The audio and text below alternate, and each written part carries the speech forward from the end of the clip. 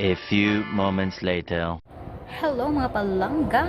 Ayan, welcome back to my channel again. Ayan mga palangga. So, ano ang hagard-hagard ko today? Kasi daming trabaho dito.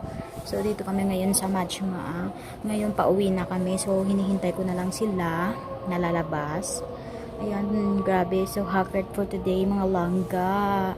Ayan ang mga pimples ko. Oh, yan mga langga. Naiinis ako kasi dumadami na naman siya. Ito talaga nangyayari mga langga sa mukha ko pag pag tawag nito, malapit na siyang taglamig. Ito siya nangyayari. Parang pimple siya na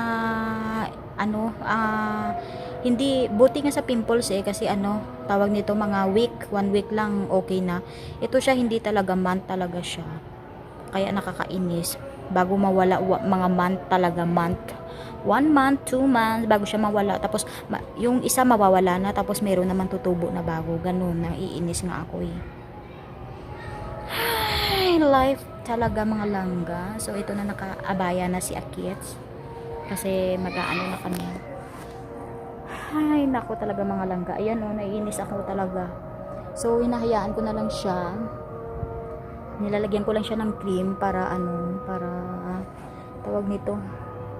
Hindi siya masyadong dumami. Ganun.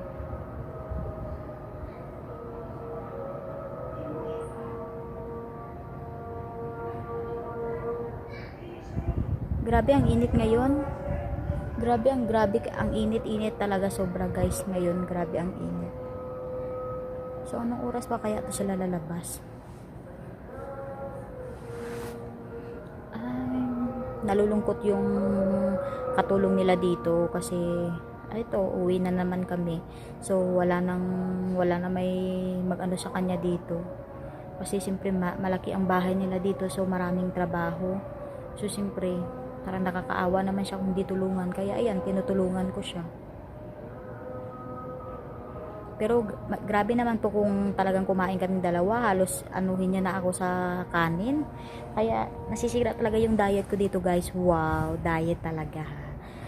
Hindi kasi ano, marami kasi siyang kumain ng kanin, pero bilib ako sa ano niya, sa katawan niya kasi slim siya. Eh ako kasi pag dumami ang pagkain ko ng kanin, lalo akong tataba. Kaya yung kanin ko, konti lang talaga ako pag kumain ng kanin.